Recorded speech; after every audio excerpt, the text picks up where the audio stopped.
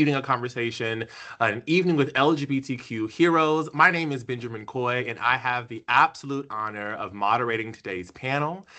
As we celebrate the vibrant spirit of Pride and reflect on its legacy, it is so important to recognize the people who have helped build and sustain this movement, ensuring that our voices are heard and our rights are protected. Today, we'll be diving into their personal stories, exploring the power of pride, and discussing how we can collectively shape the future of our community. So let's go ahead and get started. I'll go ahead and introduce our Actually, Benjamin, panelists before I'll go to Benjamin, we'll take start that. with I'll take Brian. that. Sorry, Benjamin. I'll take that. Christopher Dyer, co-chair of the Pride Committee. Thank you, Benjamin, for your moderation and for taking this out.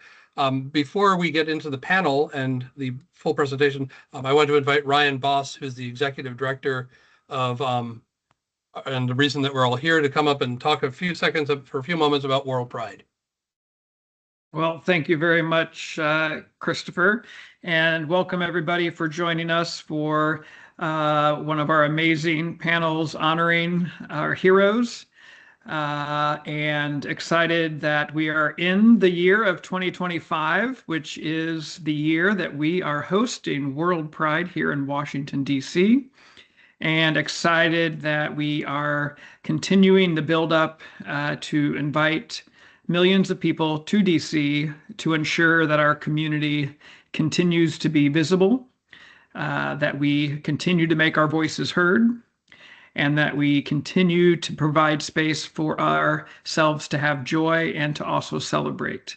So we hope this is a continuation of opportunities for you all to engage with our team and with our community, and look forward to you all hopefully joining us in other capacities, maybe to volunteer, maybe to donate, and definitely hopefully at the many events that will be taking place here in DC. So thank you very, very much. Thank you, Ryan. And now Robert York, our co-chair, my committee co-chair and partner in crime, will introduce the panel and read the bios. And then Benjamin, I apologize for that. We'll turn it back to you for your excellent moderation. Robert. Good evening. An Evening with Heroes features LGBTQ plus activists who have been honored by Capitol Pride. These panelists will share some of their experiences and talk about Pride. And the session will be recorded and loaded onto our Capitol Pride website to inspire future activists and members of our community to carry on the great work that they are doing and continue to do. And this event is also partnered with Team Rayceen Productions. Our first panelist this evening is Bishop Dr. Allyson Abrams, an articulate, dynamic, creative individual. She is the founder and pastor of Empowerment and Liberation Cathedral, located in the nation's capital. She is the founder and president of Empowerment Justice Center, a 501c3 organization. And with her passion for real estate, she founded My Vision LLC and is a realtor in DC and Maryland, and also has become a real estate investor. And Dr. Abrams is a graduate of the Mecca Howard University, receiving her Bachelor of Science in Mechanical Engineering. And she later received the Master of Divinity and Doctor of Ministry from United Theological Seminary. She also received her Doctor of Philosophy, PhD from Wayland Baptist Theological Seminary in 2021. Dr. Abrams has used her energetic influence in many walks of life and has been trumpeter for justice for over 20 years. And she was elected to serve as the Oak Park, Michigan School Board as president and trustee. She has door knocked on Saturdays with the Democratic Committee in Maryland and Prince George's County, and she is an advocate for justice. She is certified to register voters in Maryland and has registered college students as well as other adults in the community. Dr. Abrams formerly served on the National Small Business Administration's Leadership Council, and Bishop Abrams currently is a member of Alpha Kappa Alpha Sorority Incorporated. And while Bishop Abrams enjoys the many ways she contributes in society, she most enjoys being the wife of Dr. Diana Williams and the mother of 3 college graduate children. Our next panelist is no stranger to DC, Ed Bailey, a native Washingtonian. That's rare these days. Ed Bailey has worked in the nightlife industry and the LGBT community for over 3 decades, in addition to being a nationally acclaimed DJ and DC public school basketball coach. He has been the owner or operator of 10 prominent nightclubs and bars in the district throughout his career. that have helped change the landscape of nightlife for LGBTQ citizens in the greater Washington, D.C. area. From tracks to nation to town, number 9, and trade, his highly visible gay businesses have proven to be tremendous sources of charity, safe spaces, social outlets for hundreds and thousands of LGBTQ people. And if you talk to Ed, he refers to those as the churches for our community. Bailey, along with business partners John Gugamos and James Boyle, have not only been nationally recognized for the creation of vibrant and dynamic nightlife experiences, they have also gained notoriety for having instituted generous charitable giving as a cornerstone of their businesses. They have assisted countless organizations to raise awareness and funds that are needed for the important work that those groups do in the DC area and nationally. The efforts of this ownership group in both the creation and operation of nightlife spaces and the dedication to their community are unparalleled among LGBTQ-owned businesses and have not only garnered tremendous acclaim among the community, but the sincere respect of our fellow nightlife community throughout the nation. Our next panelist, Ben de Guzman, has been a leading voice on issues of LGBT justice, racial equality, immigrants' rights, and veteran affairs for more than 20 years. He currently serves as the director of the Mayor's Office on Asian and Pacific Islander Affairs, the largest office of its kind in the country, centering Asian American, Native Hawaiian, and Pacific Islander constituents. He came to that office from the Mayor's Office of LGBTQ Affairs, where he helped the office assume production of the annual 17th Street High Heel Race, continuing this long-standing DC institution and tradition. Prior to working in Mayor Muriel Bowser office, Ben played key roles in a variety of nonprofit organizations and campaigns for 2 decades. He was a co-founder of the National Queer Asian Pacific Islander Alliance, a federation locally based organizations. As an advocate for equity for Filipino World War II veterans, he led legislative advocacy efforts that resulted in the creation of the Filipino World War II Veterans Equity Compensation Fund and the awarding of the Filipino World War II Veterans Congressional Gold Medal. In 2019, he was recognized as a Capitol Pride hero and received the LGBT Advocacy Award for the Outstanding Filipinos in America. Mayor Bowser gave him a Community Service Award in 2015 for his local and national work in Washington, D.C. He has authored articles and op-eds that have appeared in academic journals, news media, mainstream, and anthologies, including the Encyclopedia of Asian American Issues Today. Director de Guzman is a resident of LaDroit Park in Ward 1 and proud son of Filipino immigrants. Our next panelist is Kenya Hutton, dedicated advocate with over 20 years of experience in HIV prevention and public health. As the president and CEO of the Center for Black Equity, Kenya leads global efforts to uplift Black LGBTQ+ communities through health equity, advocacy, and leadership development. He serves as the co-chair of the Human Rights Conference for World Pride 2025, championing global dialogues on equity and inclusion.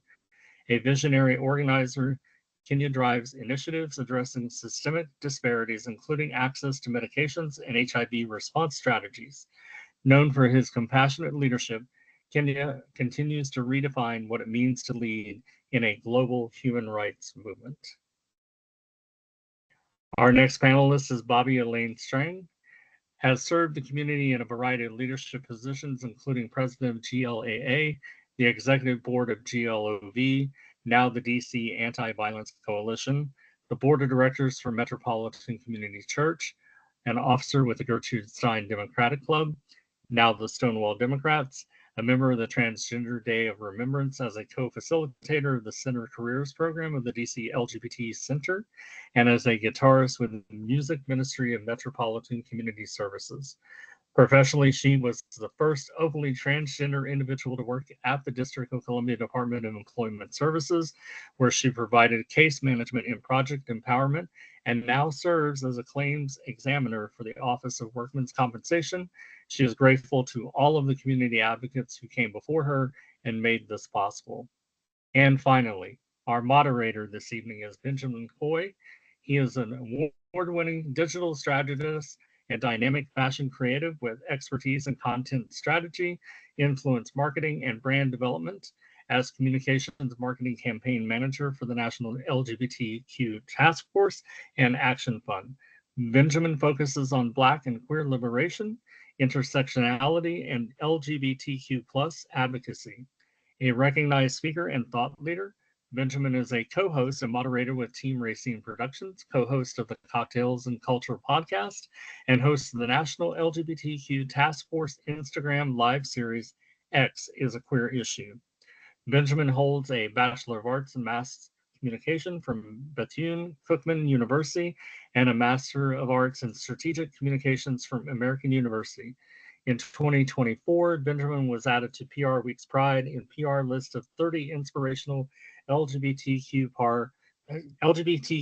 PR practitioners in the world. And I will turn that over to Benjamin, who will now get us started with our questions. And thank you all for being here this evening.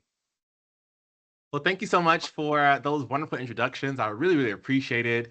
And I'm excited to get started. So let's hop right in without any further ado. Let's chat. So Pride is a journey for all of us. Each person's experience with Pride is unique. Each person's first experience with Pride is unique. I'm from Florida, and so my first Pride was in Orlando, which actually happened to be a couple months after the Pulse shootings. And that experience was super unique, which was different from my first DC Pride, which happened a couple years after that. Panelists, we'll start with Bishop. Can you share with us your first experience with Pride, and what was that moment like for you? How did it impact your journey?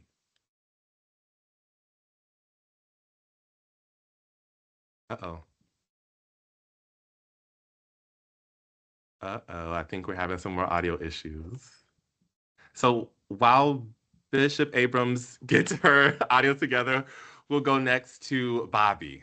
Tell us about your first Pride. What was that moment like for you, and how did it impact your journey?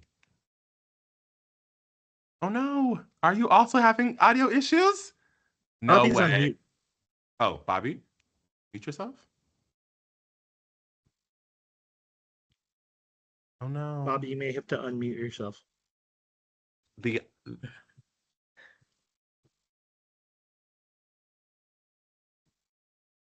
Uh-oh. Okay. While Bobbi figures it out, we'll move to Ben.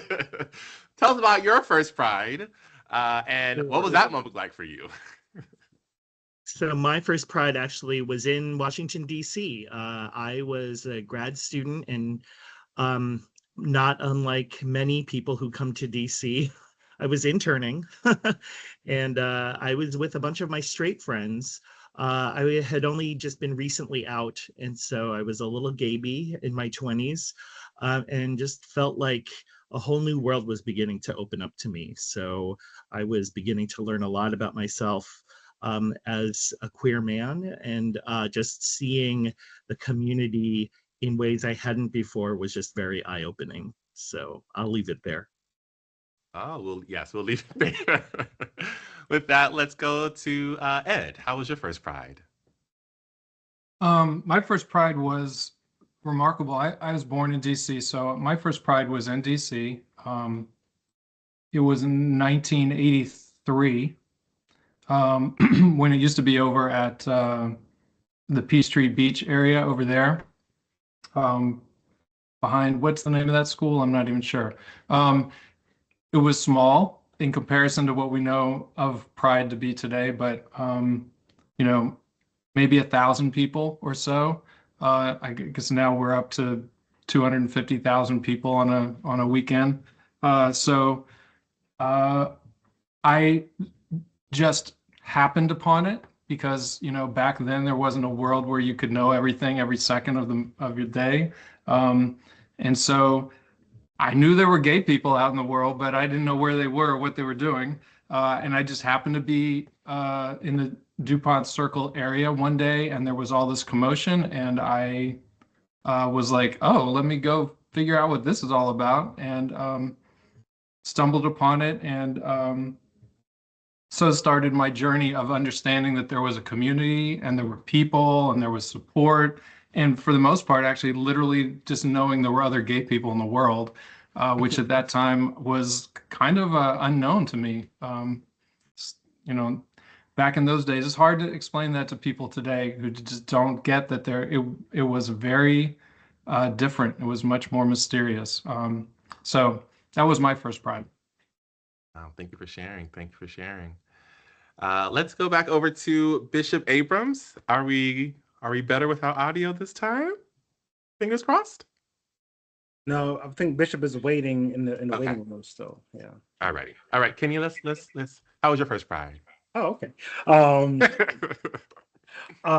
It was quite interesting as I was listening to Ben and Ed talk about theirs. So I'm from New York. So my first Pride was in New York City. But seeing Pride, we used to hear about it, know it was a big parade. But all my friends would always tell us, tell me, that we as communities of color, we don't go out to the parade. We don't go to the spots that's going to be on TV. We would go down to Christopher Street afterwards, right? Because that was the let out. That's where everyone kind of gathered and honestly what the real Pride happened, right? The real Pride celebration happened. So that was my first experience in New York City. And even, even as I got older, I still didn't really go to the Pride celebration. I always went to the after effects, the things that happened outside of the actual parade and celebration that happened. Then coming to DC, my first Pride was sort of with DC Black Pride. And I say sort of because I didn't know I was coming to Pride.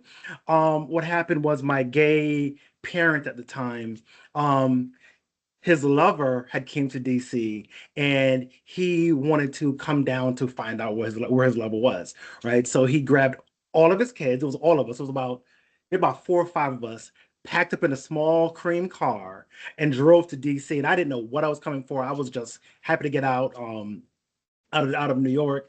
Came down and we went to Fort DuPont, and I was able to see Black queer people just being themselves. And if I remember correctly, it was raining, and people were still out, right? That didn't deter people. People were still out. People were still having a good time, listening to music. And then later on, after we all mushed up in that one hotel room and then got back up the next day, found out that was I was at a Pride event.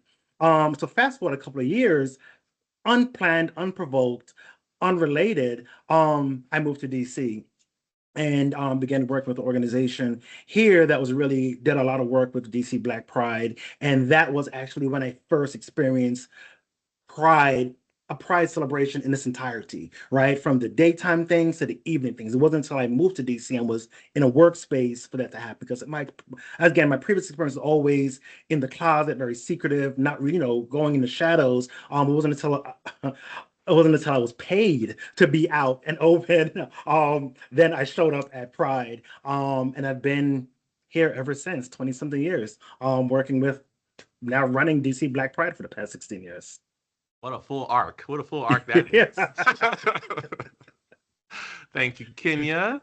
All right, Bishop Abrams or Bobbi, are our audios fixed just yet?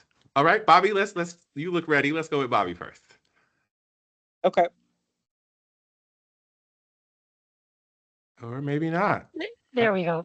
Okay. Got it. All right. My first Pride, I lived most of my life in small towns. So it wasn't until I moved to DC that I experienced my first Pride. And it was quite the immersion and pride for me.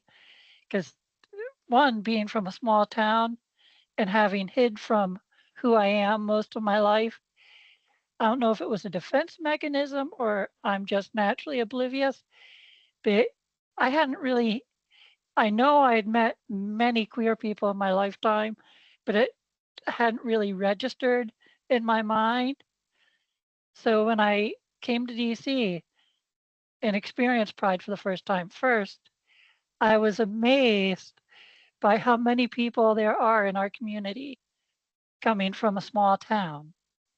Well, different small towns throughout my life. But second, I I was um, on a work experience at the Mayor's Office of Latino Affairs, and the director, being a great mentor and also taking advantage of my enthusiasm, which I was glad to let her do, I ended up going to tons of Pride events on behalf of the office to make an appearance and promote the office.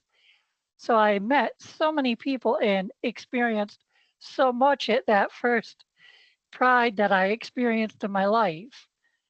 Um, and it was a bit of overwhelming for my senses, but it was also wonderful. Love it. Thank you, Bobbi. I love that.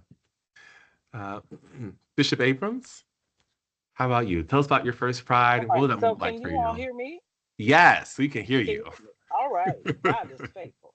Oh, yes. Well, let me say this. The first Pride, I was still pastoring a Black Baptist church in Detroit that I went to. And I, at that point, was ready to be authentic. And I said, oh, I need to go out amongst my people. So I went to the Pride that was in Ferndale, which is right outside of Detroit.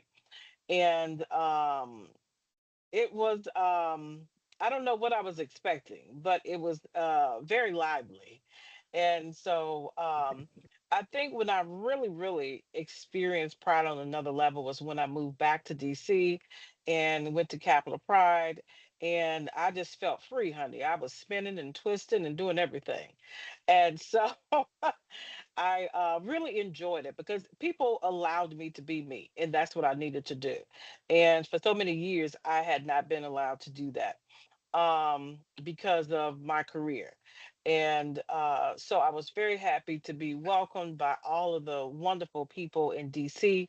And then they told me there's a Black Pride you can go to. So, hey, I was over there, honey, spending again, having a good time. And Earl and all the wonderful folks over there welcomed me. And so I'm telling you, Pride was just something I look forward to every year, and just had a great time. And it really showed me that we have to have a place where we can feel free to be ourselves, to be authentic, and to feel love from so many other people who are just like us. And so that's what my experience with Pride was. What a beautiful way to end that question, Bishop Abrams. I love just how you brought all of everyone's answers to a perfect end. But what I hear from all of your answers is growth. Ben mentioned growth in numbers. Ed mentioned growth in location or change in location. Kenyon mentioned growth in themselves. So I love that. With that, excuse me, Pride has continued to grow, has continued to evolve greatly over the last years. And as y'all know, this year we are celebrating 50 years of Capital Pride Alliance. And though some things remain the same and some things have changed quite a bit from 1975 to this year, from your perspectives, how has the meaning of Pride changed for you personally and within the broader LGBTQ community? Let's start with Ed. Um, well, I've been to a lot of prides. So so the first one was 83. So I'll let everybody do the math. I don't even know. But uh, I do recognize that, at first it's like, oh my God, there are other gay people. There are people that want to enjoy being around each other, and it was just a kind of an awakening for me. Um, and then as time went on, I became a part of the community that kind of hosted events and built out some of the aspects of Pride Weekend. And so it kind of became part of a job for me a little bit, which I realized a few years into that was kind of leading me to kind of not see it the same way. And it wasn't until about the mid 90s that I realized this is Pride is a really important moment for so many people. It's always somebody's first Pride. It's always that moment that I know I had in 1983, and it's always been kind of the mantra from my business perspective to see what we can do to create opportunities for people to enjoy themselves, to actually be proud at Pride, like so that there's actually a rationale, a reason for people to have the opportunity to be proud of who they are.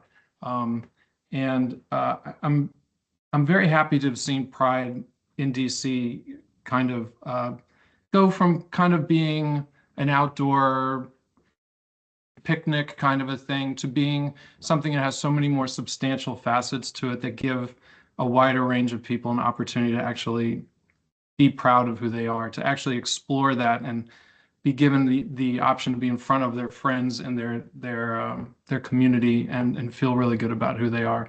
So it's been a really I've had many conversations with many Pride directors and executive people for many years. I like to say that I've outlasted a lot of people in my capacity to kind of be a nightlife influence on Pride. And I'm really happy and proud of actually where we are today with our Pride infrastructure. And it actually is, I think, working towards what I do think the goal is, which is to provide an opportunity for people to actually feel proud of who they are when they come to Pride. So let's coin that. I love that. Let's be proud at Pride. I love that. Thank you, Ed. And thank you, Ed, for coining that one. Let's go to Kenya. How has the meaning of Pride changed for you personally and within the broader LGBTQ community? Sure. So, when I first, as I said before, when I first went out to my first Pride experience was, going out to the parties, clubs, celebration, etc.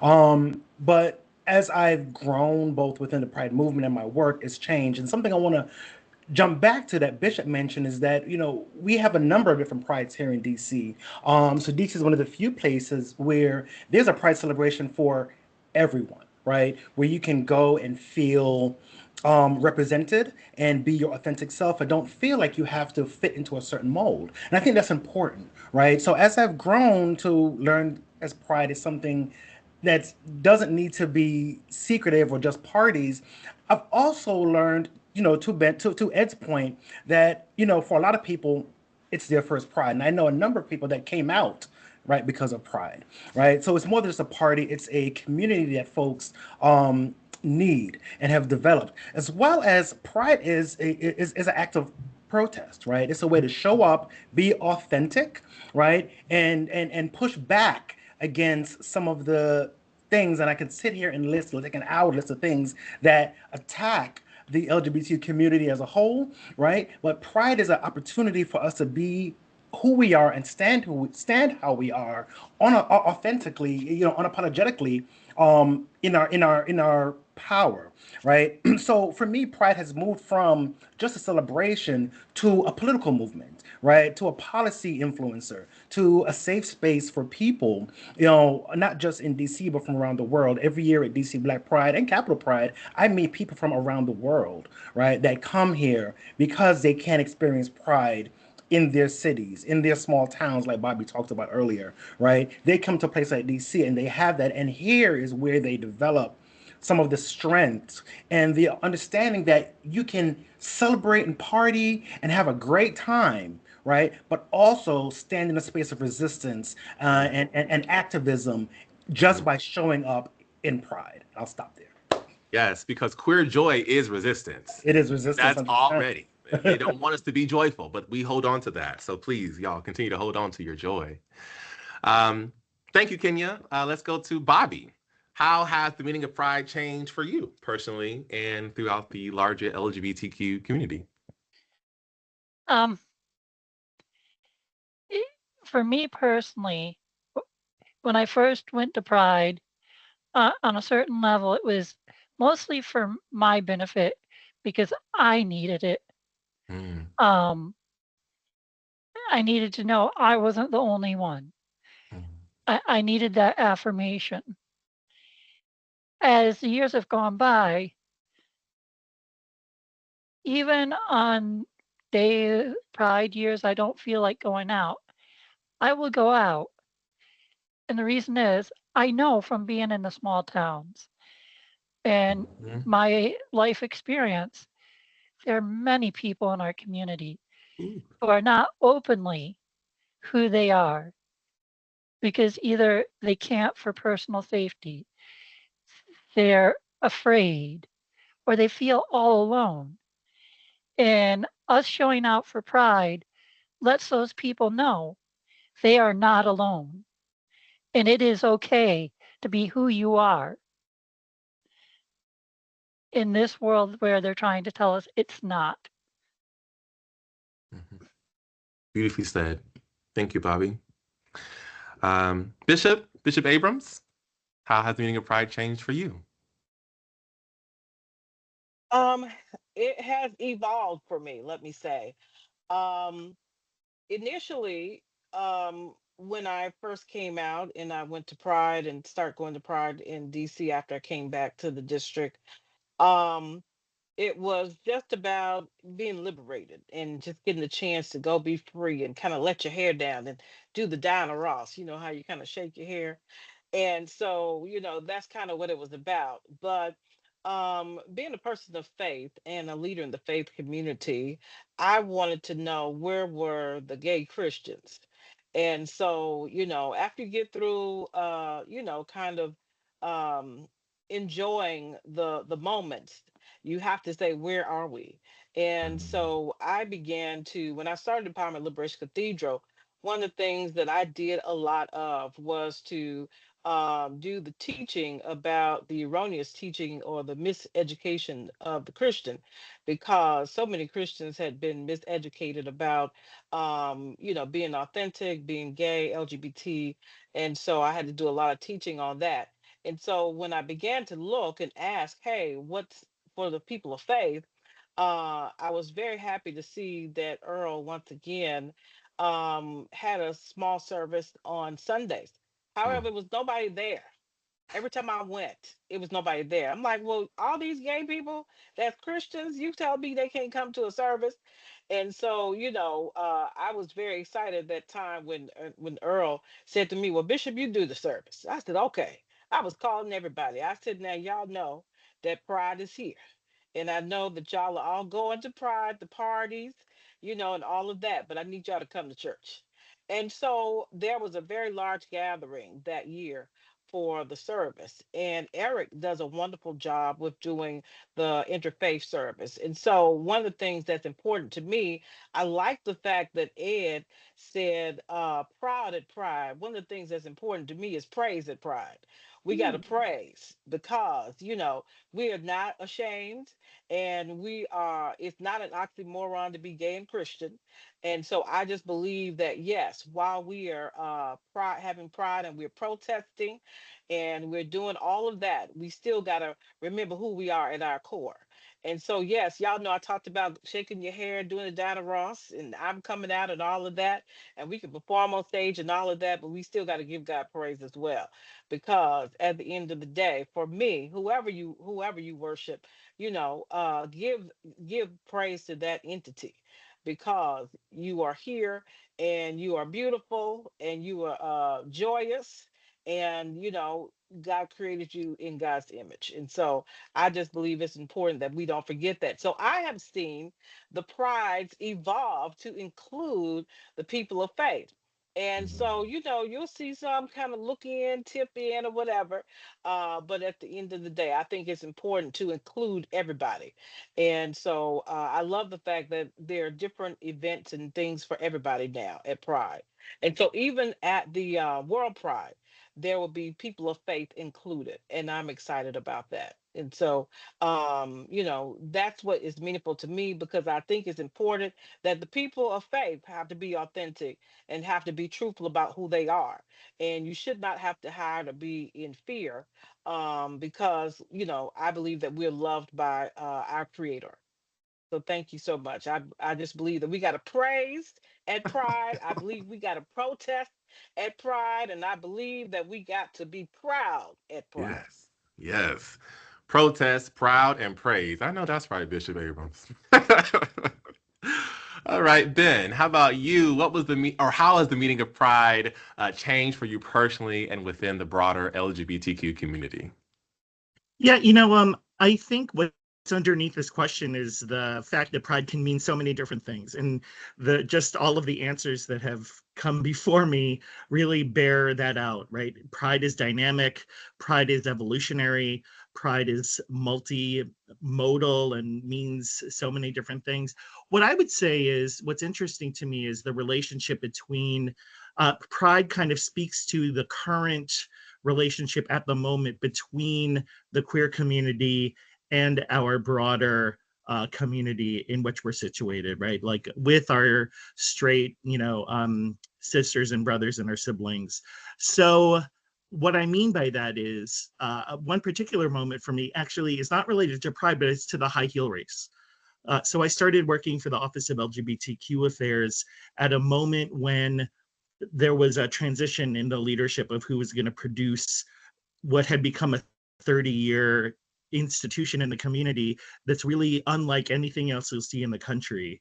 And, there was a moment where we were like, is it going to happen? And our Office of LGBTQ Affairs was like, we'll do it. There was only two of us really at the time who were able to dedicate time to put it on. But and we had to learn it from scratch. We had support from the previous organizers, and they were with us every step of the way. But the fact that the mayor kind of took it over, not took it over, but the fact that we kind of assumed a leadership role meant that pride had become something that's part of our community. In addition to being an event where people could be wild, could be whoever they are in their truth.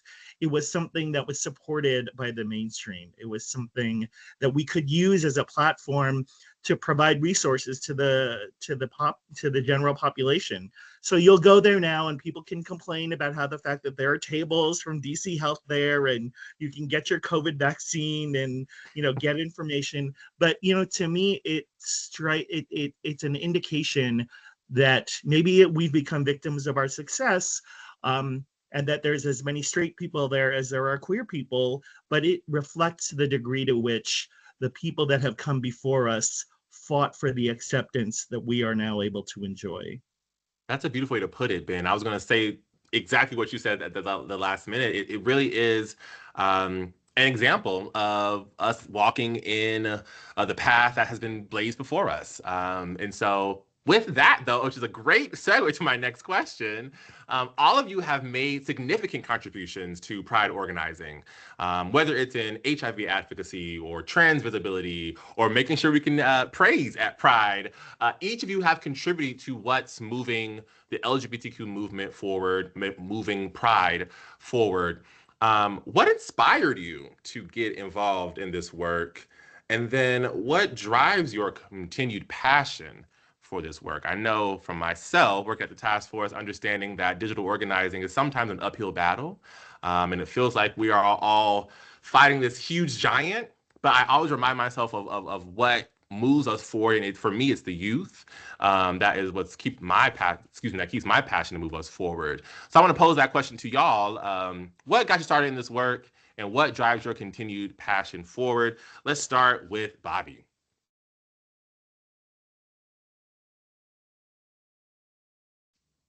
Oh, you're muted, Bobbi. I'm sorry, I was distracted by a technical issue. What was the question? No worries. What inspired you to get involved in this work, and what drives your continued passion for it? Oh, what drove me to get involved in this work is very simple. It was pure self-interest. I like having right. And that's enough, really. And that's really enough. I like having rights. And what drives your continued passion for it? I like keeping rights that I have. Thank you. Correct. Thank you, Bobbi. And that's enough to put it right there. How about you, Bishop Abrams? What got you inspired to get into this work, and what drives your continued passion for it? A few things. Let me just start with when I was in Detroit and I married my wife, there were some things that you didn't have rights to. And Mm, so I, like Bobby, felt that I needed to have rights. I had been a previous elected official and I've been trained in politics by Michigan State University. So I felt like, oh, I need to get involved if I'm going to, be married to my best friend, and folks don't like it. Okay, it's one thing that they don't like the person, but it's another thing they don't like a whole group of people being married to each other. So I felt like, I needed to do that.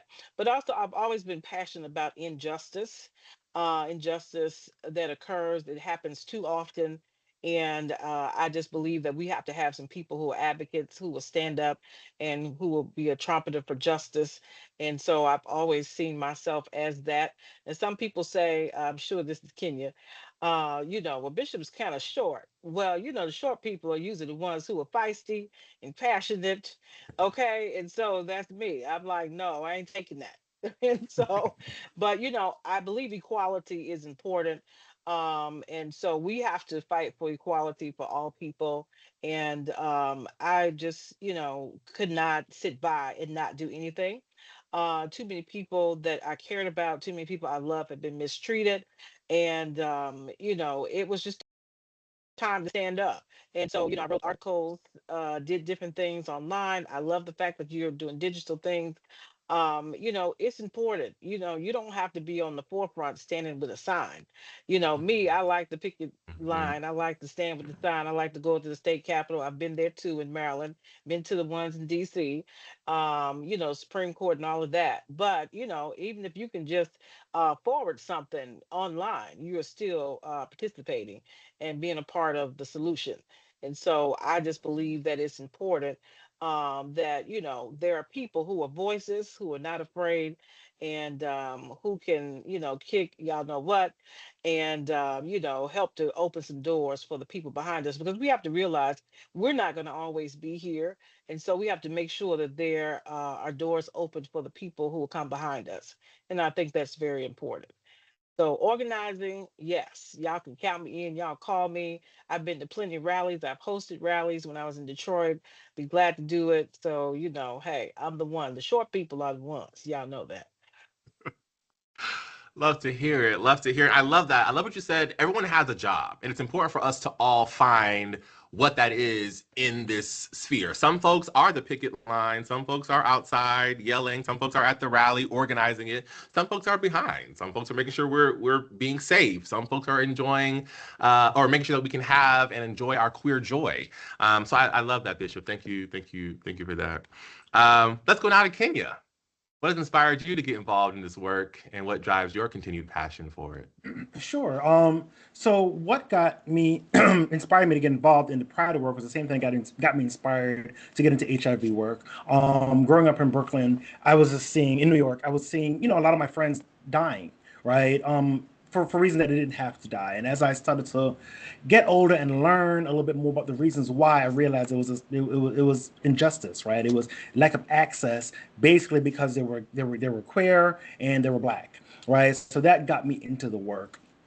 And what's continued me working through that time is,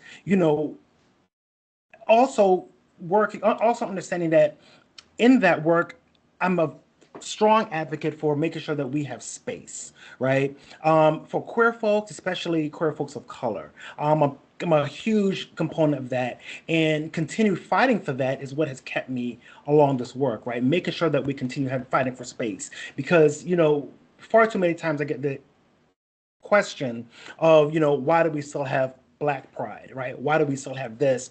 If anyone looks at the CBE social media, you see all the hate that we get on there, like on a daily basis, right? And it's important for me, to utilize my power, my access, and my privilege to continue fighting for spaces. Because, like Bishop said, I do this for the generation behind me, right? I have little nieces and nephews that I see coming up, and I want to make sure that I can do what I can to create a better world for them. I've been saying this, is that I don't want them to go through what I went through, right? And that's kind of been my North Star in keeping me doing this work. And the assumption that the world has gotten better and a safer place, yes, it has. However, um, we are still in a dark space. We still have a lot of fight to go for true equality, right? For true equity in everything. And, I understand the level of privilege and access that I have because of the people I've been connected to in my life. So it's incumbent upon me to utilize that to continue fighting and advocating and creating space for us all the way until I take my last breath, right? And that's something that I plan on doing. I don't see me leaving the work anytime soon. I've been doing it for over 2 decades, probably be doing it for another 2 more decades until I can't no more, until my knees wear out. But also, I think, there's something to also say to like what Bishop Abrams said, was that there's different people can do different things, right? In this realm of activism. And at one point, I was one of those folks. I was out in the picket lines. I was out of the protests. I was doing that. And in my career trajectory, in my personal trajectory, I've transitioned now to being one of those people that are on the background, making sure people are safe, right? I'm making sure I'm advocating for policies. I make sure that when I have access to, well, when I had access to the White House. I probably won't be there for another 4 years, but that's another conversation. When I had access to it, right, I went there and spoke for our people, right? Both and understand when I say I talk for our people, I talk for queer people and I also talk for Black queer people, right? I make sure that they understand that when you pass pass policies or make statements about queer people, there are certain nuances and determinants that affect communities of color differently. So thank you for giving me this for checking this box and saying yes, but let's also dig a little bit deeper to make sure that the communities that are not going to be able to access these things that are being passed has access to it as well, because they are equal. They're as a human right. It's their right to get access to these things as well. And sometimes folks don't realize that. So you have to kind of like break it down to them, almost like you talk to like a child sometimes. And that's what keeps me driving, right? I'm going on a whole protest speech. But I just think it's important to know, that's what keeps me driving, is creating space for all of us.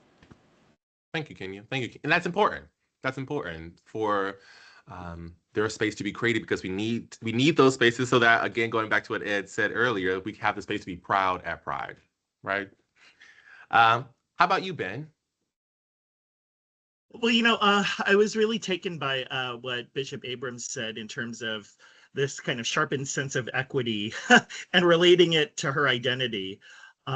So whether it's because you're a short person or whether it's because you're a twin like I am and you always had to share everything, I knew real quick how to divide everything exactly so that my brother didn't get anything extra than what I got and vice versa.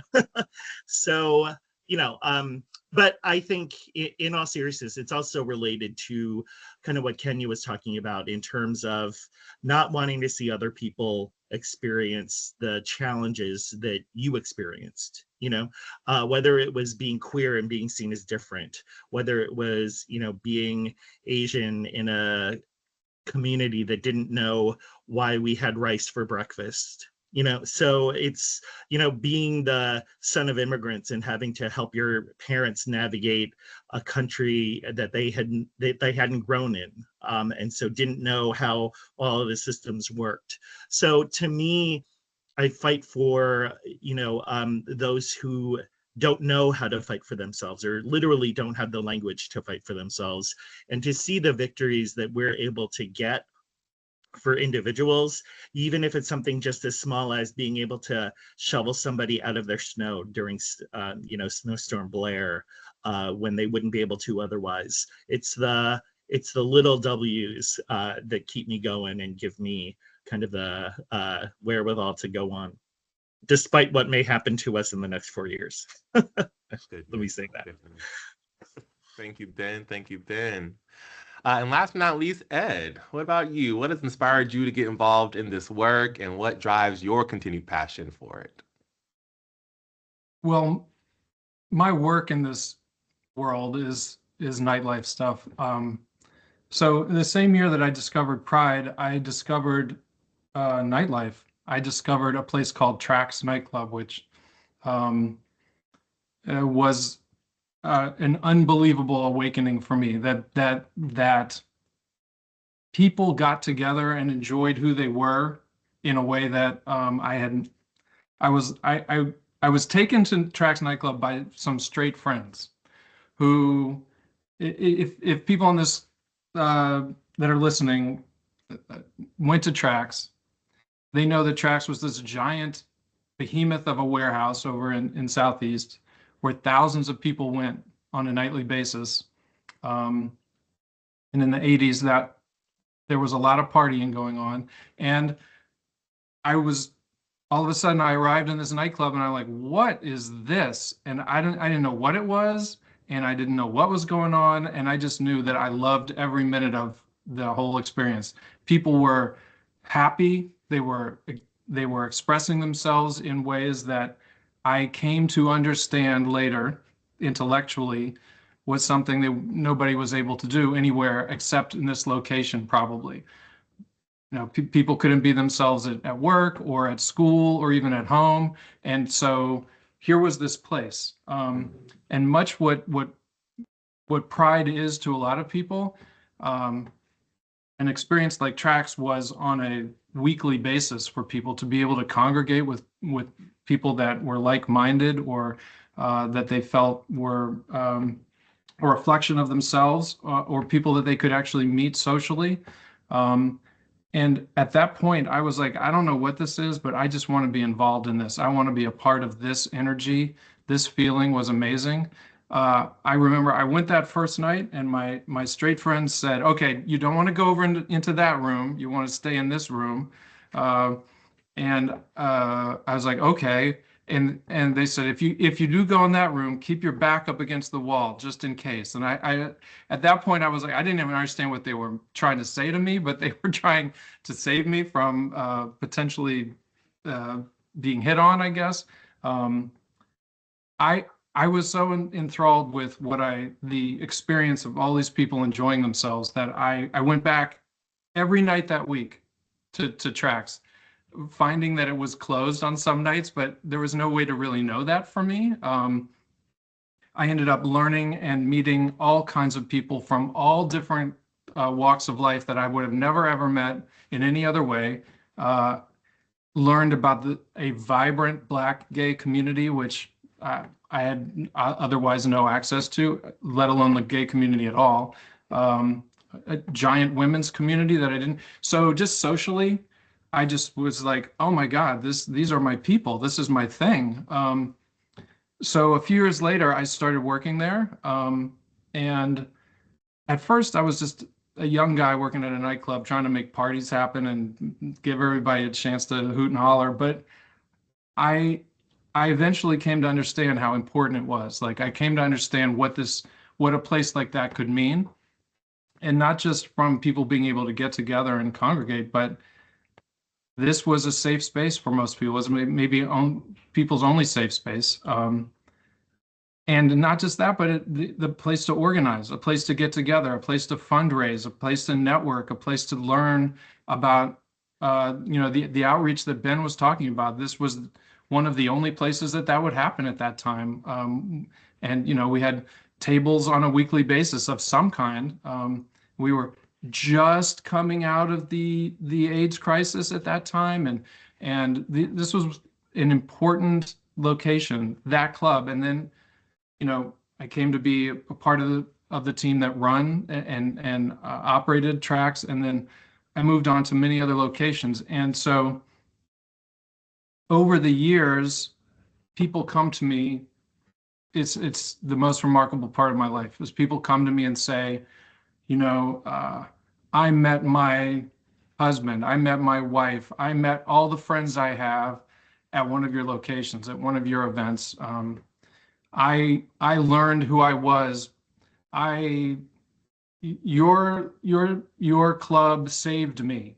Things like that. It's an unbelievable moment, a humbling moment. And it is the reason that I just continue to want to figure out how to make these spaces happen and exist. I see generations of people who are the hate and the hatred is not really different than it used to be. It's just there's just so many more platforms for people to be subjected to it that we have to do what we can to combat that for younger people so that they can just realize that we're all there's a lot of us here. We've been through it, we've seen it, and we're here to try to make it easier for you and give you opportunities. And so I really see my businesses as opportunities for people to be able to enjoy themselves and feel comfortable in expressing who they are. And that just keeps me going. So what I'm hearing from that question is it's personal. You all had something happen in your life that said, you know what, this is not happening to no one else.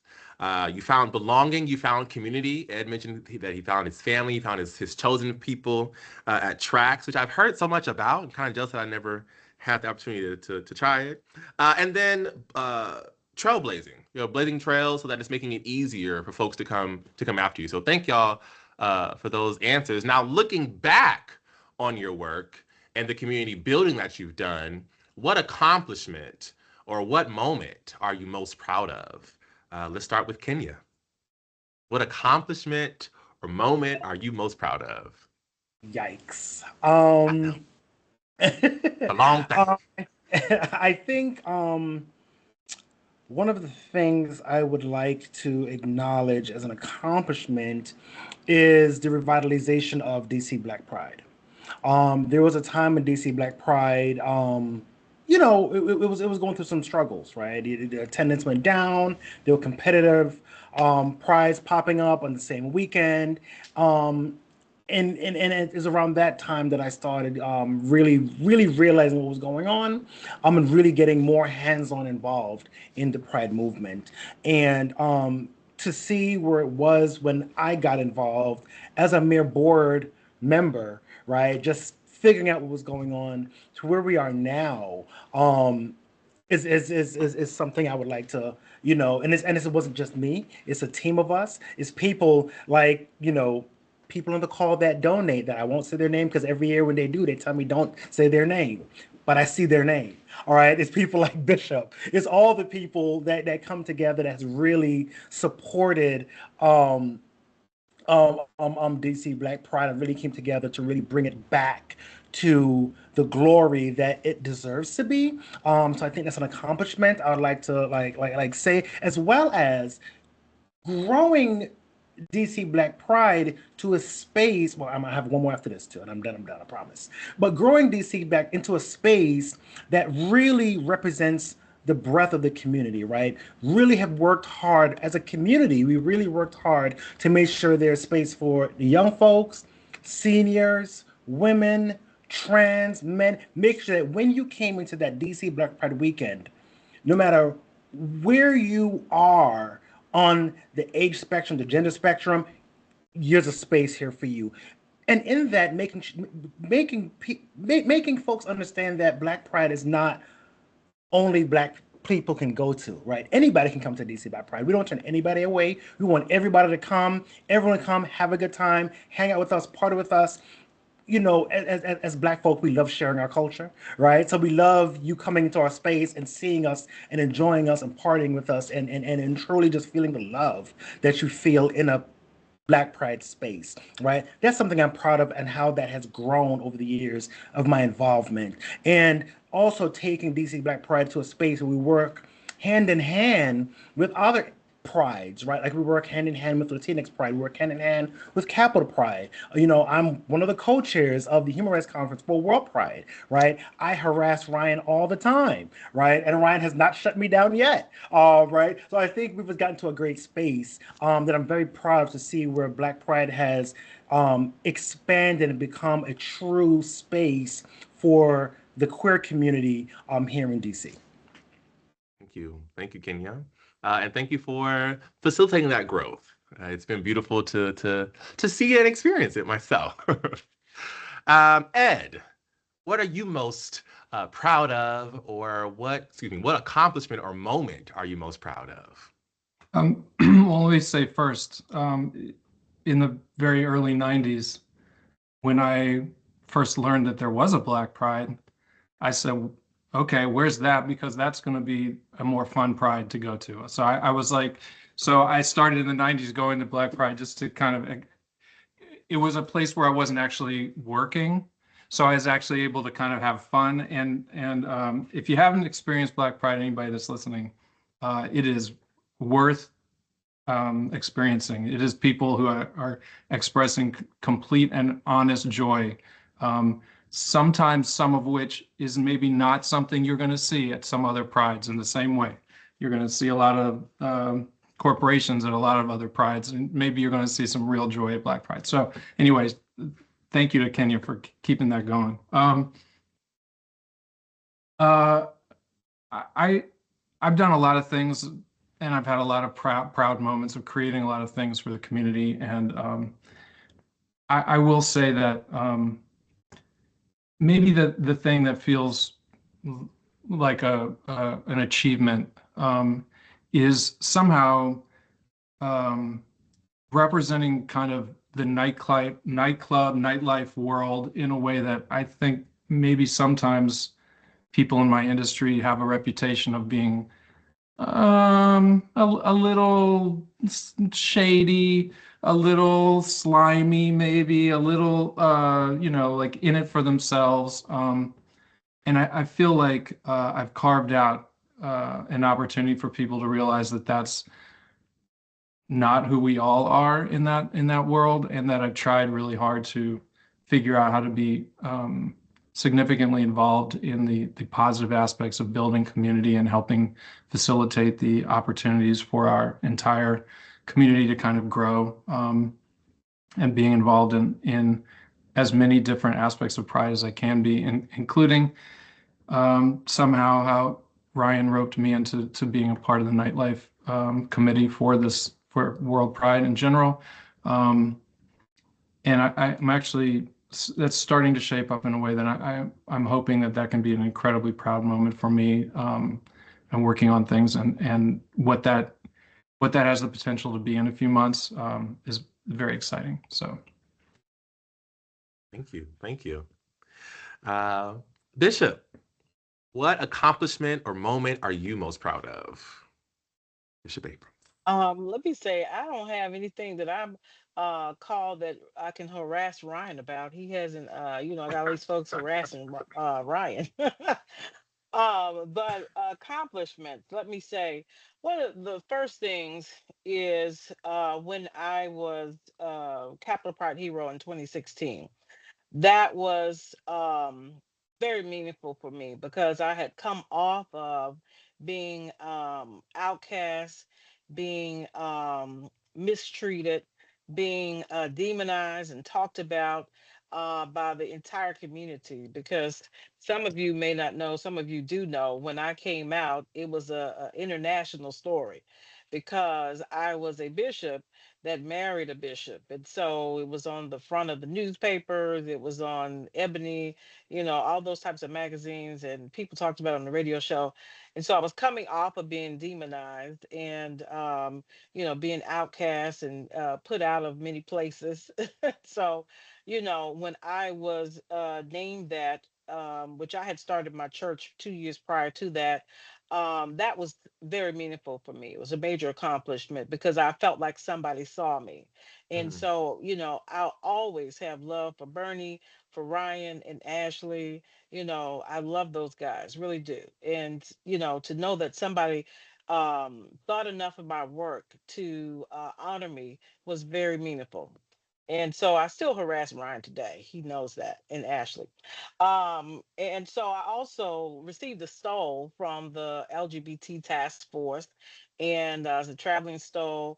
And just for somebody again to recognize me as a minister, because people who are in other industries always get recognized by the LGBT community, but oftentimes the ministers don't get recognized because people leave the church when they decide they're going to be out, they're going to be authentic, they're going to begin to live their life.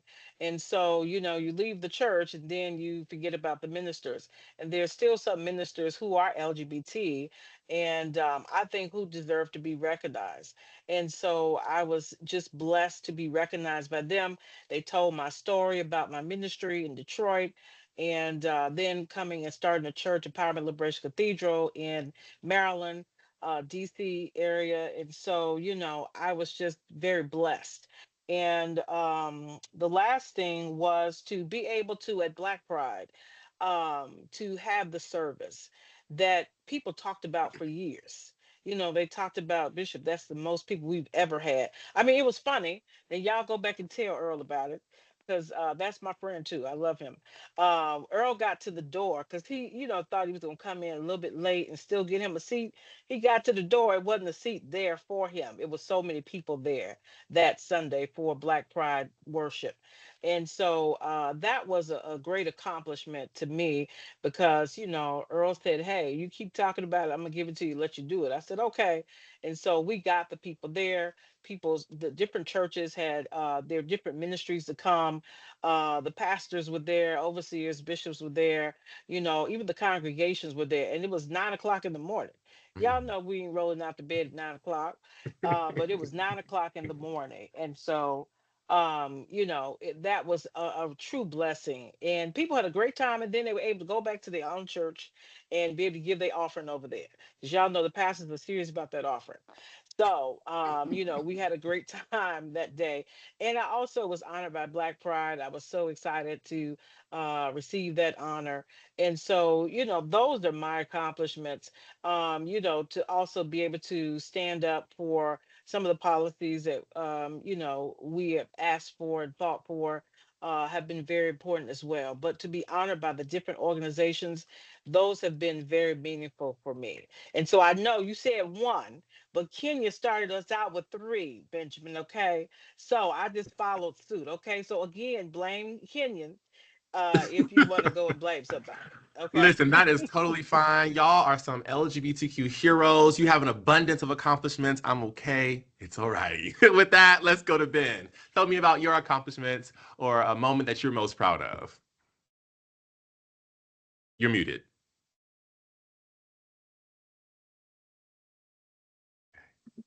Sorry about that. I'm going to say 3 points also. One is cosign for the love for Black Pride. The second thing is Bishop Abrams mentioned the National LGBTQ Task Force. In 2018, I was proud to serve as one of 5 co-chairs when we, for the host committee, when we brought Creating Change, one of the largest queer conferences in the world, to DC until World Pride. But we were 5 people of color, and that was the first time that had ever happened, to chair the host committee to bring Creating Change back to DC. But really, the honor of a lifetime for me has been the work that I've been able to do for Filipino World War II veterans, whose status as veterans, whose path to citizenship was denied after they served in World War II, after the Bataan Death March, after countless sacrifices. If you don't know, Google it.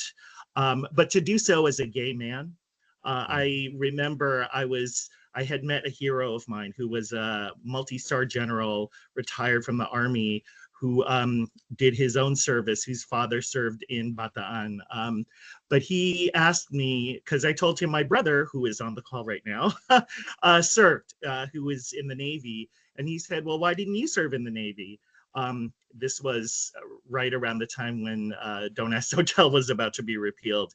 And I said, sir, I'd like to say that I serve and I protect the Constitution in a different way, thinking about the work that I've done to support LGBT rights, to support racial justice. And so to me, to be that person, to be a face of queerness for the World War II veterans, for our manongs, for our lolas, our grandfathers, so that they know that all of us are really supportive of the sacrifices they made. That's always going to be an honor for me. Beautifully said. Beautifully said. Thank you, Ben. And quick shameless plug, Creating Change is actually happening in a couple of weeks. In 2 weeks, we are going to Las Vegas. If you want to learn more about Creating Change, go to creatingchange.org, or you can go to follow us on social media at The Task Force. With that, let's go to Bobbi. What accomplishment or moment are you most proud of? There's a couple of things that come to mind. one was a fantastic success. The other ended in failure outside the control of the people involved. So back in 2014, the district was writing the rules for the healthcare exchange under the Affordable Care Act. And there was a array of transgender advocates working and approaching the problem from slightly different angles and approaching it from different ways um, to get that final result. And everyone involved, even though they were doing something slightly different, what they did was critical to getting those rules to include transgender healthcare. So without going into too much detail, the role I played, I know the role I played was critical to the success, just like the role that everyone else involved in it was critical to the success. And if any one of us had let up for just 1 second, we would not have had those rules include our community. And the one that ended in failure, while it ended in failure, I'm still proud of what I did. I sit on the board for the Office of Police Complaints. And in 2017, the director of the Office of Police Complaints invited the board members to participate with his staff on their teams that were doing protest monitoring on Inauguration Day. And on Inauguration Day in 2017, a couple hundred people were kettled by the police, arrested, and charged with rioting. And there is a after action report on police activity that addresses that mass arrest, where it was found that the Metropolitan Police Department had in fact violated their own protocols and procedures for crowd control in kettling and making those arrests. It also doing a little research because there was discussion in the report of how to prevent it, and I was talking to friends and advocates, especially at GLAA, how to prevent it. What it comes down to is at that time, and still today, the rioting law in DC was written so vaguely and broadly that it allowed the MPD to arrest people under with questionable evidence and charge them. And MPD has a history, specifically that day and also at Pershing Park, using the rioting statute in inappropriate ways that ended up suppressing First Amendment activities. Also, because that statute is so poorly written and out of date, it has a 10-year maximum sentence for that crime.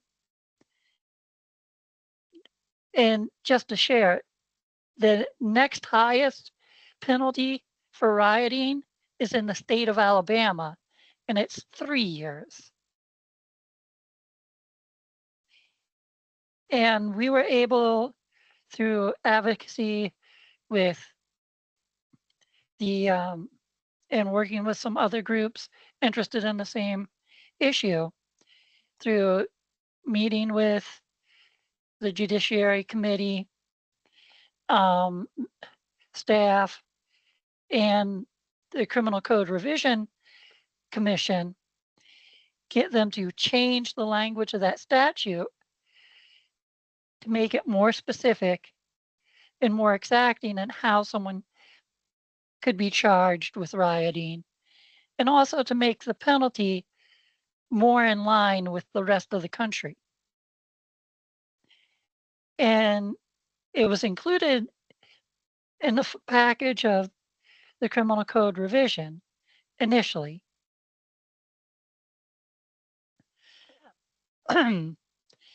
It was first watered down when it got passed through council.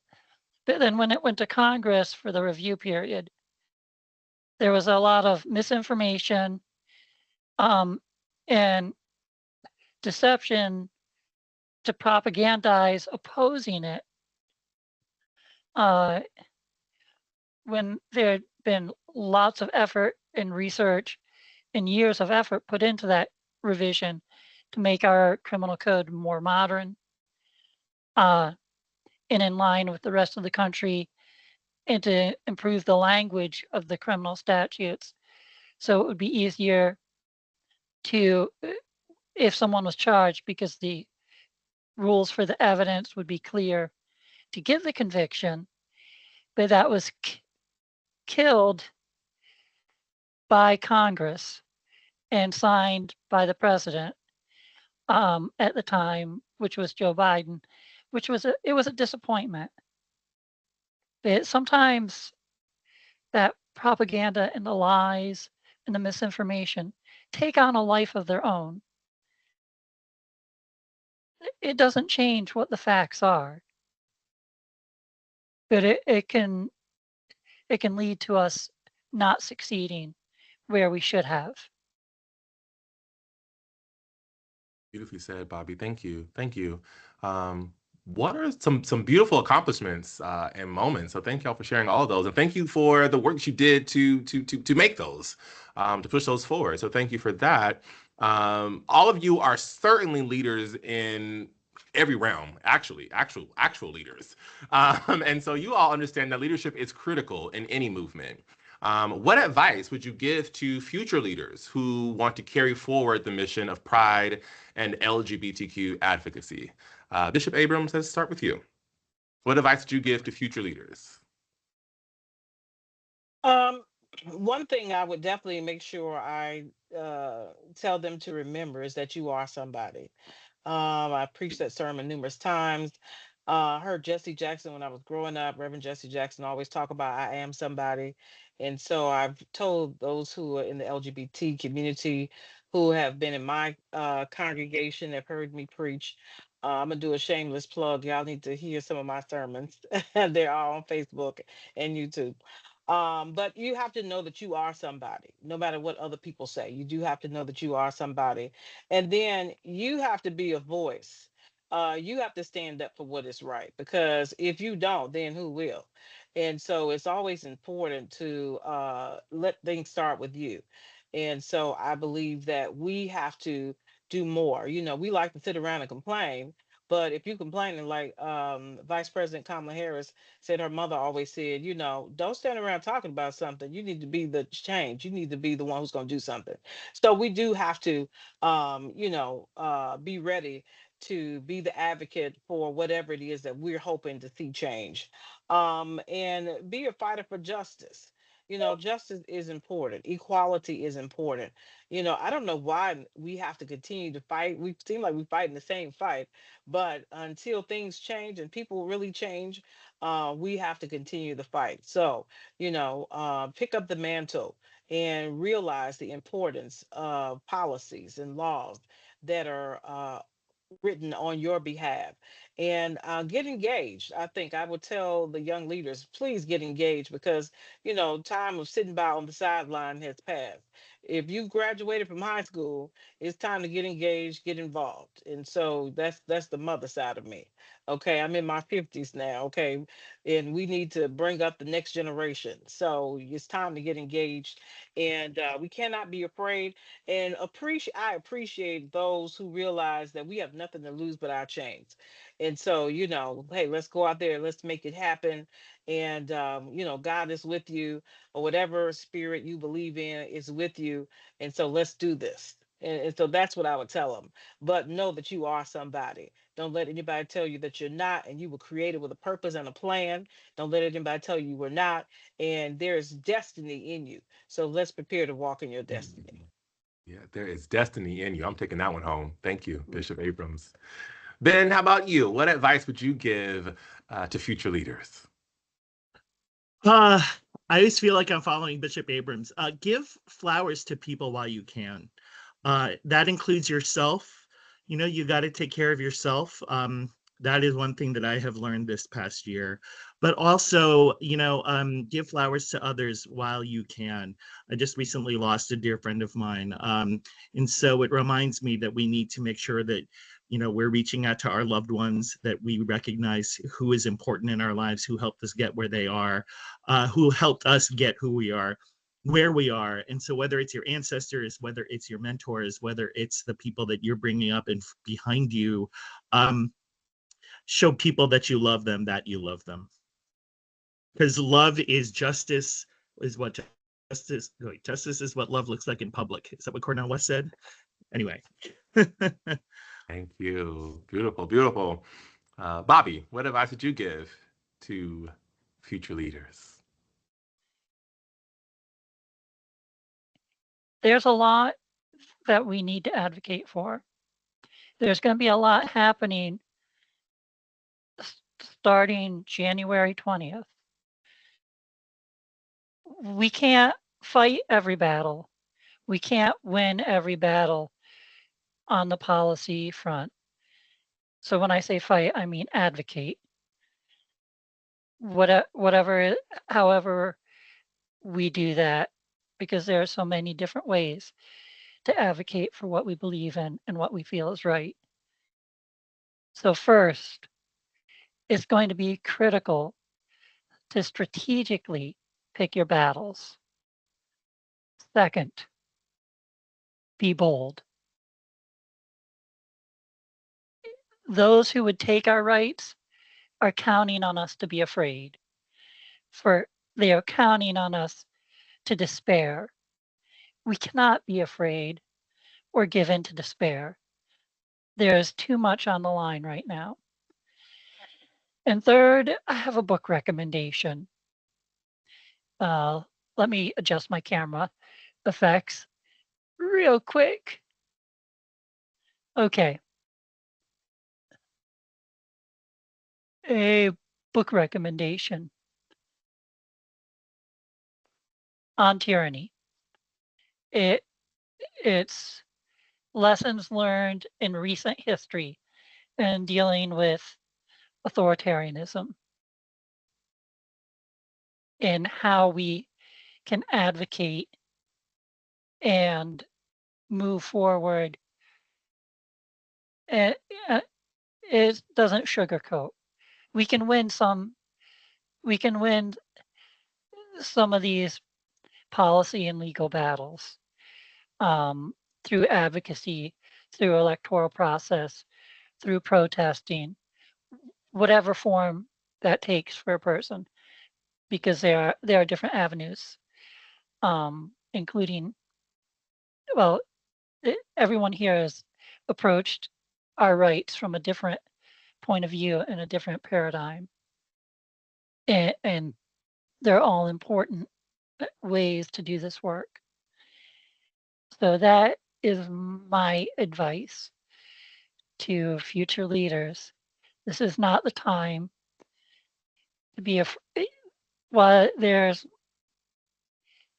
much that gives pause and can cause fear, we cannot surrender to fear. Thank you. Beautifully said, Bobbi. Ed, what advice would you give to future leaders? Well, I guess in my little narrow sliver of this situation, I try to instill in people that work in my industry kind of why what we do is uniquely important compared to say bars or clubs in the straight world, which are just places to go act a fool and and party in our community. Our bars and clubs are really important locations where a lot of really important things happen. And a lot of people that come to our industry don't really see that at first. And I hope to educate people that work for me. I know numbers of people have gone on to open other businesses and bars who have worked for me, and I know they've taken those lessons with them to try to do the work that it takes to create these safe spaces that are important locations for our community. And so in just the spirit of the question, but in my kind of narrow part of what I do in the community, that's the thing I try to instill in people who work in nightlife. We're not just a place to go have a few drinks and take your shirt off, although we are also that. We are also an important vibrant part of creating safety and inclusion and opportunity for our community. So absolutely.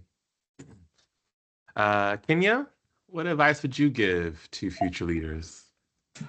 So first I want to echo what everyone said. I think all of that is important, right? And I'll just jot down a few things. Self-care, take care of yourself.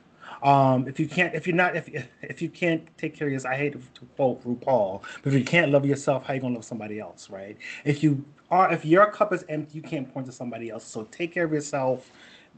Self-care is so important, and many of us, even in my generation, generations before, we're not taught self-care. You were taught to just work until you die behind the desk, and then someone else will carry on. Self-care, preserve yourself, self-care. You're not going to be able to solve all the world's problems in one day. Take your time, little chunks. I think someone said earlier, the small W's is what it is. I always say, I choose my battles to win the war. So do that, right? You can't change everything in one, and because that will drive you out the window.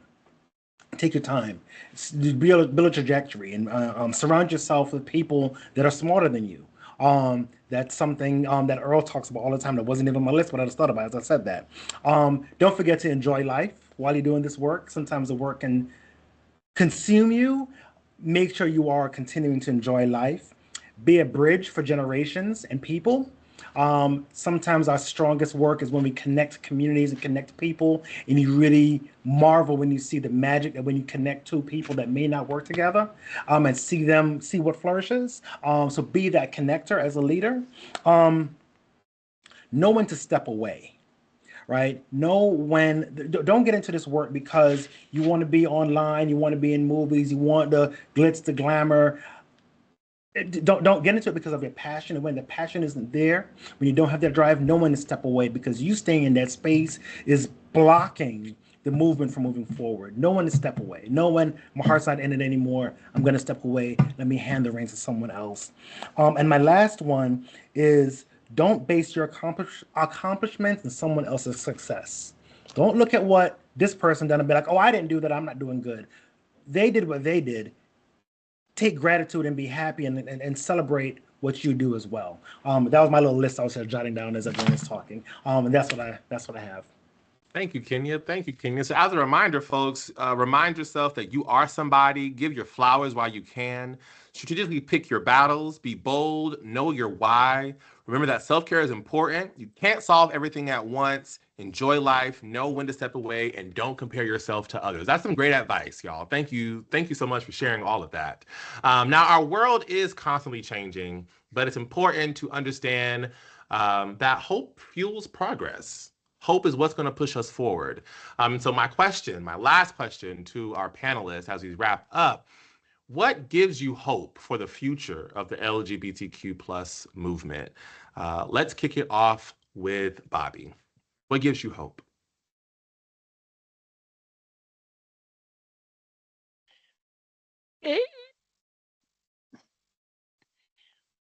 What gives me hope is actually not specific to while it is specific to our community, that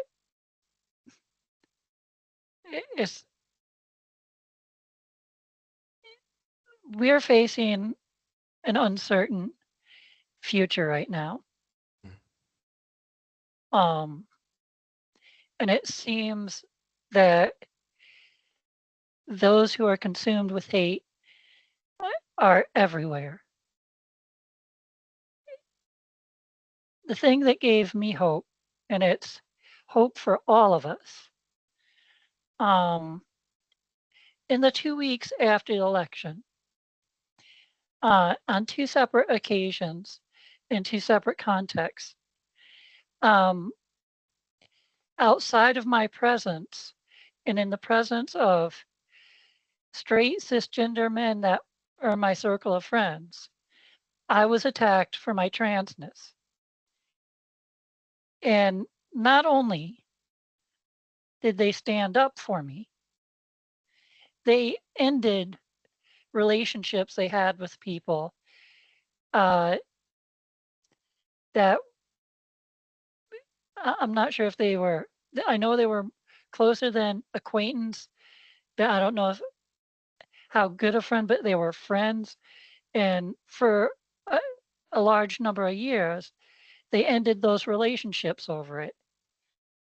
And the fact that people who are not part of our community, who have no ties other than knowing us in friendship, are speaking on our behalf when we're not in the room, that gives me hope. Thank you, Bobbi. Thank you, Bobbi. What gives you hope, Bishop Abrams? A couple of things, Benjamin. One is those organizations that have determined and declared that they will not stop the work that they're doing. The work is too important. The work is already set for them. And as long as there's still a reason to work, they have promised to do the work. And so those organizations give me hope and let me know that, no matter what seems like it might happen on whatever the day is, I don't even want to give that credit to that. But whatever seems like it may be coming, those organizations will still be working. And so I believe that that's a great thing. I also am hopeful because of the young people. I'm 54. I see people, 24, 25, who are out here working, who are passionate about the work, who um, want to learn from the elders in the community, who will listen to the elders in the community, because there's so many who won't. But I'm always encouraged by those who will, and those who really do have the passion and drive to do this work. And so we know that, when there needs to be a change in the guards, that there are other people behind who have been trained and shaped and molded, that they can take some of these reins. And so that's always a blessing. The allies who speak up, I'm telling you, look, I've seen on social media. Now, I'm a big TikTok person. I've seen on social media, they don't, y'all let them get rid of TikTok. Let me say that. Don't y'all let them get rid of TikTok. But I've seen where they said, hey, we are not for the hatred. We are not for the discrimination. And so I love that. And I'm so glad that Bobbi just shared her story as well. And so I love the allies who are willing to stand up for us, and say, hey, this is not right. And it takes everybody. We can't do it by ourselves. So it takes everybody. And I'm just always appreciative of those people who understand that we're stronger together. And so the more people we have that can speak out, that can attend certain things, or that can, advocate for certain things, the more likely we are to be successful. And so the last thing, y'all know, as a preacher, I got to come and say this: I have hope because I have God and I have Jesus Christ.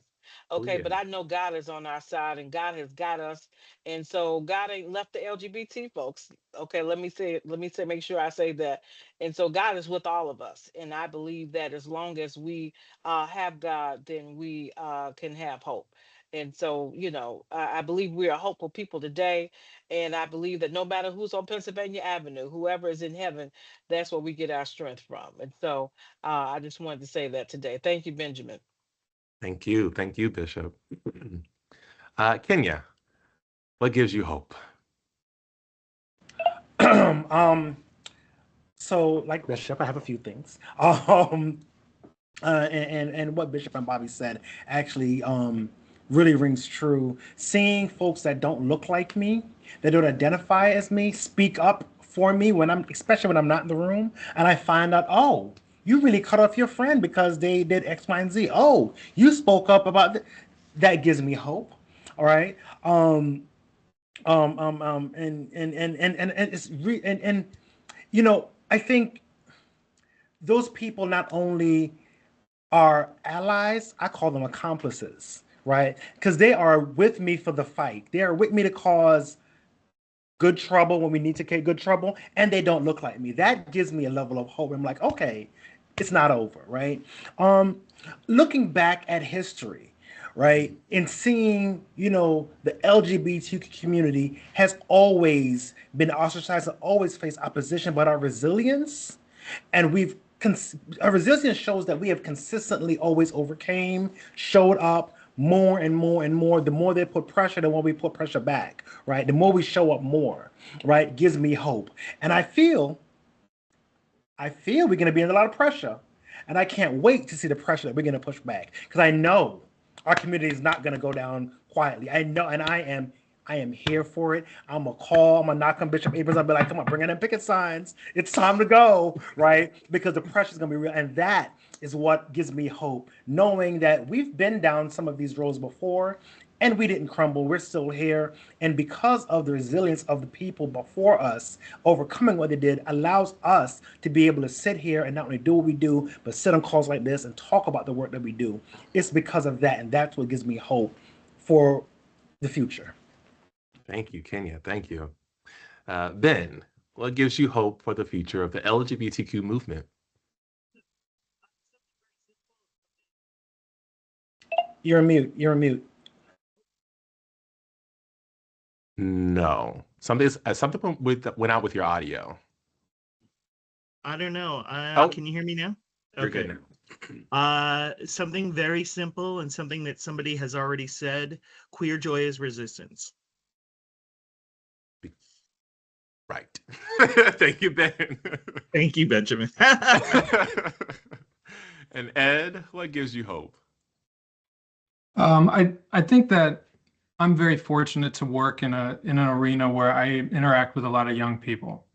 I have kind of overseen multiple generations of our community going out in large numbers, watched them either take things frivolously or take things seriously. And I'm genuinely amazed, and I have a lot of confidence in our future, because I'm around a lot of young people all the time. And for some people that would be a nightmare, but for me, I love it. It keeps me young.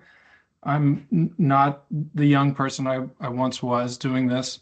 And I am amazed at the fight, the intelligence, the actual understanding of what we're up against, and the fights that we need to fight and the things we need to take on. I'm constantly just reassured by the competence of young people in our community. There are exceptions to that, of course, but my hope comes from watching these smart people, and I'm in an interesting position of being a place where a lot of people want to figure out how to congregate and talk and network about these things, and I see it, and I feel really good about it, and it just gives me a lot of hope. I'm very confident that the battles ahead of us are going to be very well fought, and we've got. And I mean, correct me if I'm wrong, but I just feel like there's so many more queer people. It's unbelievable to me, and whether the world has just opened up to allow people to feel more comfortable with expressing themselves and discovering who they are. But I think the numbers seem to be growing in regard to people who are feeling confident about expressing themselves as being a part of the community, and that just gives me a whole lot of hope. So that's just feels beautiful to me. It does. It does. Well, I'll wrap us up, and I'll say, kind of echo what Kenya said. You all give me hope. Seeing and learning about some of the battles you faced in your lives in these last 90 minutes, 2 hours, has really shaped my future in a way that I don't know if I can put into words. But I'm inspired by you, by your work ethic, by the things you've accomplished, to keep going. So thank you. And I look forward to being in your place one day. But yes, thank you all for your thoughtful and inspiring answers. I'm so grateful again for your tireless efforts and for your time today. Pride is more than an event. It's a testament of power and authenticity, resilience, and community. To our audience, thank you for joining us in this powerful conversation. It has been an honor to moderate this conversation and join the panel of esteemed change makers. As you all go out into the world, remember to always operate in your authenticity, because that is when you thrive. Thank you for your time and for having me today. And with that, I'll pass it back to Robert or Chris. Thank you, Benjamin. Thank you, panel. I have a pathological addiction to hope, and it is because of participants like you on this panel. So thank you. I don't know if Robert has any last thoughts, and then I will close with some upcoming housekeeping. Robert? Sure. Just on behalf of Capital Pride Alliance and everyone with World Pride as well, we really appreciate all of the leaders that have been a part of this call tonight and panel, as well as the other panels that have been already out there and participated in. It definitely has become something a lot bigger than we thought it would be, and that's exciting and inspirational.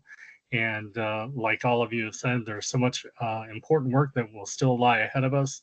And I think we find motivation and inspiration out of the stories that we've heard tonight and what we will continue to hear in the months to come. And just thank all of you for what you have done. We thank you for your heartfelt passion in making a difference. And it's an honor to have worked with a lot of you, and we'll be honored to work with you as we move forward. And just thank you for everything that you're doing and being a part of this. It truly means a lot. So a couple of more, a little bit of housekeeping. Our next event is on Wednesday, February 12th, and it will feature most, if not all, of the former directors of the Mayor's Office of LGBT Affairs who have served. And that is going to be really, really exciting. And then the other one in March will feature some of the drag queens who have also gotten honors. So you obviously have found out about this event.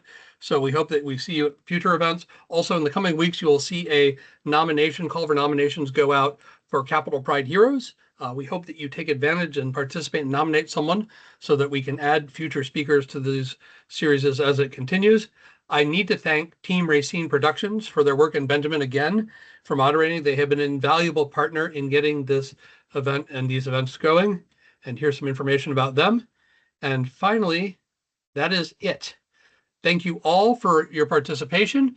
We will be loading this panel and this presentation to the YouTube channel for Capital Pride at some point once I figure out how to download it again, which is always a challenge. Anyway, I joke. Again, thank you all. Have a great night. Stay safe, and we'll see you guys on the 12th. Thanks all. Thanks so much. Have a good night.